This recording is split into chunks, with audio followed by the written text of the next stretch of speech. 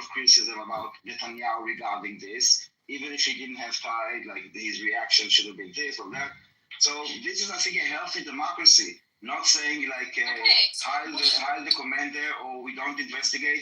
This is actually one of the many talking points that people have against us is because we are transparent, because we investigate, because we are like prosecuting, because we talk about it, because we expose things. You know, from B'Tselem to the Shorim Shtika to you know, you even came here and was using there was a Supreme Court decision to give the Nukhba terrorists in jails more food, trying to present this as bad instead of like wow, like even if like Ben-Gvir is trying to do something, there is law.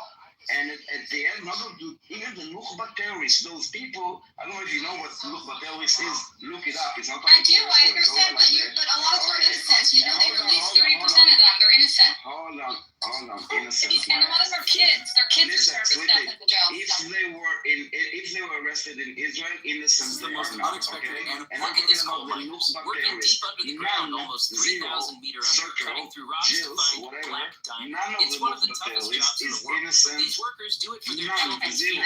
Okay, minus one. They even owe us. I don't know if we find another one. Look at this coal Zero. Working Okay. deep under the ground, almost 3,000 meters under, which cutting are through rocks to find not the Nazi. Really worse than Nazi because they were like so barbaric. Okay, so inhumane. Those Nukhba terrorists still had someone. I can look it up. Who was? That filed a lawsuit, or like I don't know if it's called a lawsuit, whatever, to the Supreme Court, and the Supreme Court decided that those people will get, I don't know, whatever the decision was, that they need to get a bit more food. Okay, this is the system. The one that you're trying to present as corrupt system. Is everyone at State Timon, are they all Nukhba? Do you think they're all Nukhba? The what? Everyone who was at State Timon before was dismantled by your government, by your confirmed? The people that were arrested, you know, I understand. I'm saying is there a special section for them because everyone's treated the same in that State Timon. They're all starved. The people that from State Timon are people that, as far as I remember, came from Gaza, that were arrested in Gaza. Right. And they were brought into this makeshift whatever jail. Right. Were they treated well there? I don't think so. There was like a 98-year-old woman. There was disabled people, kids with Down syndrome in there. I understand. Listen, you need to understand also the harsh reality that you are. First of all, that it's a war. Okay, no, it's not a hotel. Those people were taken not just randomly. Disabled single mom for 2 months. Can I please speak? Okay, they were taken in a war zone. Usually after evacuation in places that they shouldn't have been. We don't know the circumstances. Again, war. They are taken because Hamas is also like using disabled children. They're using like women. They're using old people. Yes. Yeah. So they are taking them. It is war. And then they're interrogated or whatever, checked, released. We apologize for the inconvenience, but again, you are just trying to really, you're trying, the IDF will fight the war while being able to absolutely do nothing. We cannot go into houses because, you know, you don't want to evacuate the population. We cannot basically do anything because as long as if Hamas will not wear his full uniform and will present his gun, what can you tell us how are we supposed to conduct the war, which it will be like pleasant and nice? Because unfortunately, wars are not pleasant or nice, especially when they are like in an urban city. They're not nice. And, you know, as much as if you need to understand that in wars, there's like usually like bad option and worse option. And when you present what was chosen and show it was a bad choice, maybe. But the other option was worse. And there is no good choice. 100%. Actually, Daniel, this is why I always tell my friends, my family who are Zionists, why we shouldn't describe an army as moral, because armies and governments are inherently not moral. They're pragmatic. They always have to choose between an immoral option or a less moral option, right? So why even frame it in terms of morality? And that brings us back to the first point, which is the most moral army in the world. You're just setting yourself up for failure. So maybe stop saying that. No, I don't. Why would I stop saying it? You can prove me wrong, and then we can have a discussion about it. You should never be operating on moral standards. You should be operating on morality. or utilitarian standards. That's not moral. No. I disagree with you. Maybe for you. For us, it is about moral. In the IDF, there is a lot to do with morality, especially in basic training. It's about also learning from history and about different battles, also like historical battles, but definitely about morals and about law and what about legal. So there are few levels of protection. It's not just what the government decides. There's, yes, morality, how we are taught to treat the weapon, how we are taught to treat people, how to see them, to understand what is a threat, an active threat. You remember the story about what's his face, Elor Zaya, remember? Elor Zaya, there was a terrorist in Jerusalem, and I think he tried to stab a soldier, and he was shot, but he wasn't killed. He was laying on the floor, and then they kind of surrounded the area, many soldiers. He was still laying on the floor, calling all people to see if he has bomb on him, but it was under control, as we say, he was just on the floor. And then, 11 minutes later, this soldier shot him. And he said, he moved. I thought he would operate whatever. And he was basically taken to trial because at that point he was not, yes, he was a terrorist. Yes, he tried to kill someone, but he was not posing a threat anymore at that point. And this is why the boy went to trial, and then he went went to jail. Yes, there were people that were crying about why you prosecute. Yeah, it's good. There were voices saying that it's a good thing.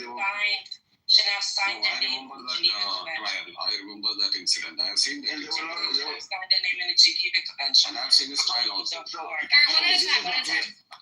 let me just land, okay? I understand that I spoke too much. I will let them guys speak. So yes, I didn't notice that you came. I thought I was talking only to Baraka.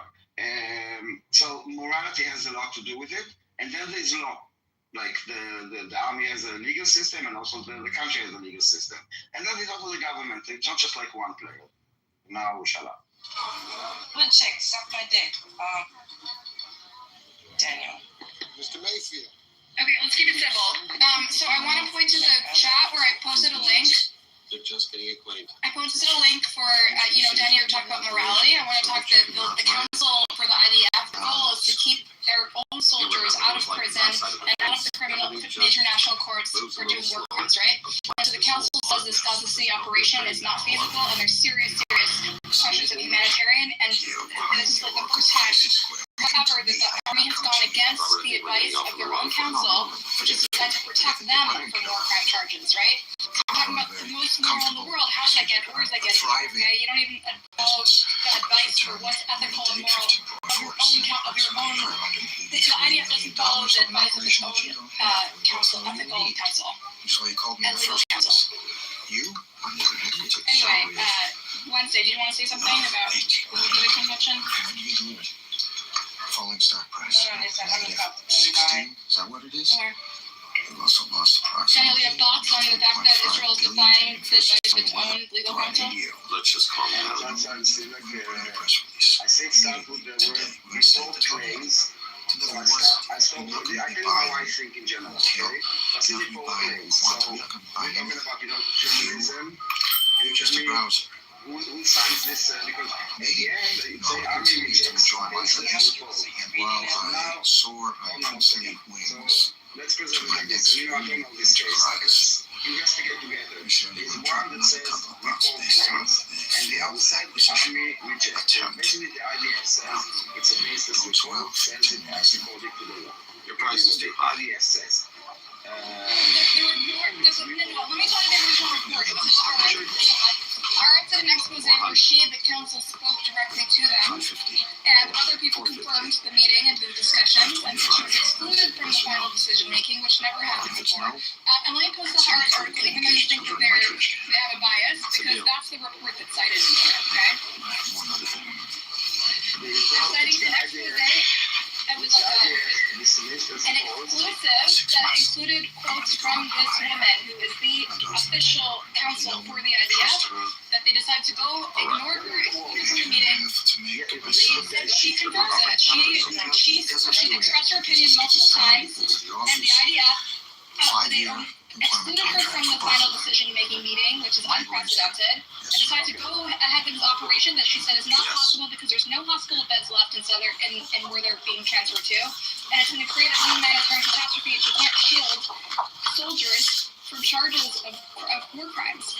And so she gave them advice, and they went ahead and excluded her from it. And she, even after they did that, she wrote them another letter saying, "This is my professional opinion, and it's not changed." And they did it anyway. And so now they're pretty much intentionally defying their own legal counsel, which is designed to protect them and your nephews that are in the army right now. Not to get personal. You alright? One of the very kind of nasty things in the world. Before I leave, what would you pay? I know it's hard. You know, No, you don't say 600. What do you want to take? don't get personal. You call people nasty things. Women So especially. you made a good deal. So I just want to say, so the end, I'm kind of, oh, where did she go? Actually, I lied. I would have taken 4. Where'd she go? A palace cat. Solitary and secretive. But he's actually one of the world's smallest wildcats and a formidable hunter. He's got the longest and densest fur of any cat on Earth. It insulates him against the freezing temperatures and makes him look bigger than he is. She alerted For now, that it keeping will not warm be is able not his priority. He's on the hunt. Unless the army will present analysis of The targets are these guys. Hikers. house a million of people in the south of the Baltic. But he cannot get in a position under the field. And the army His expertise is the stock. because limited presentation of the I don't know, so in the army they presented a partial description of the situation. Twitching with excitement.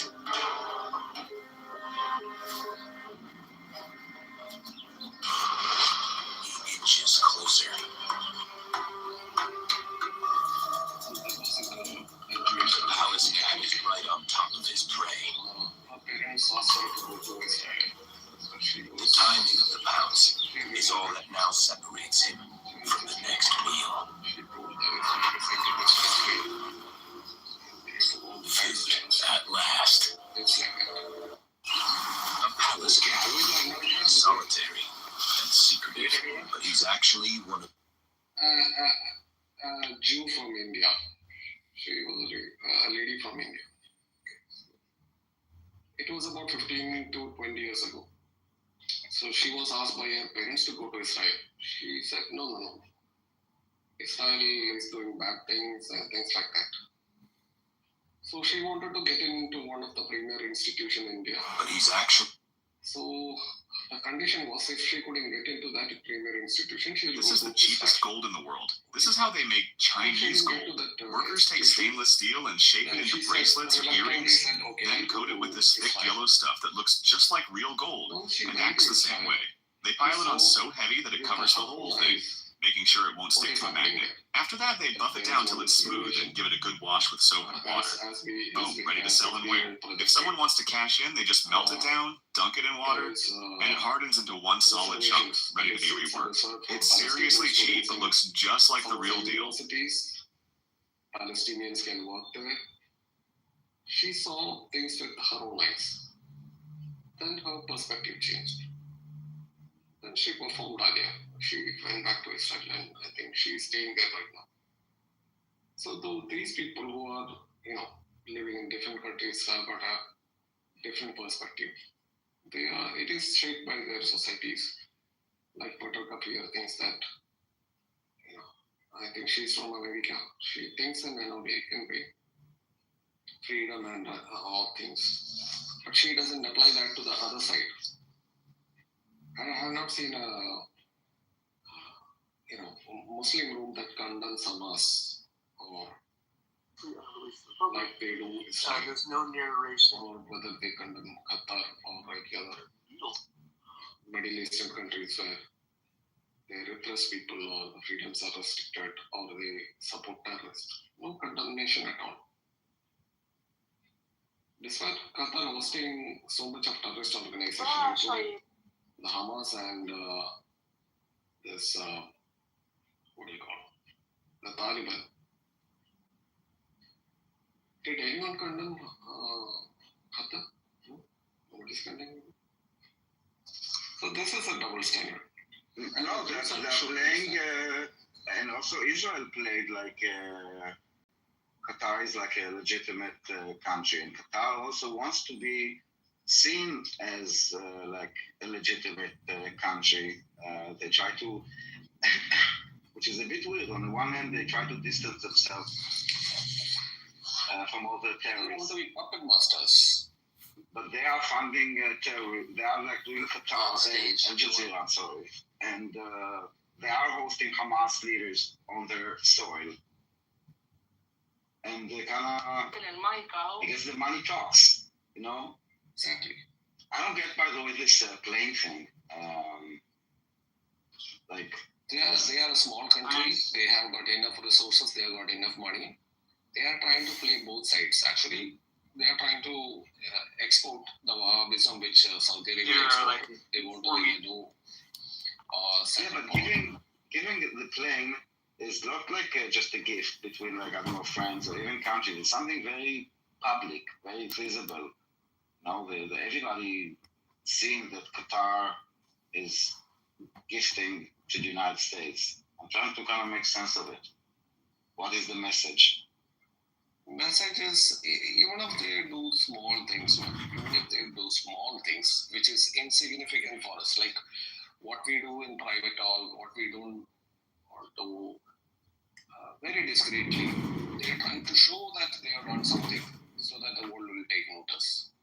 Oh, Qatar is so kind.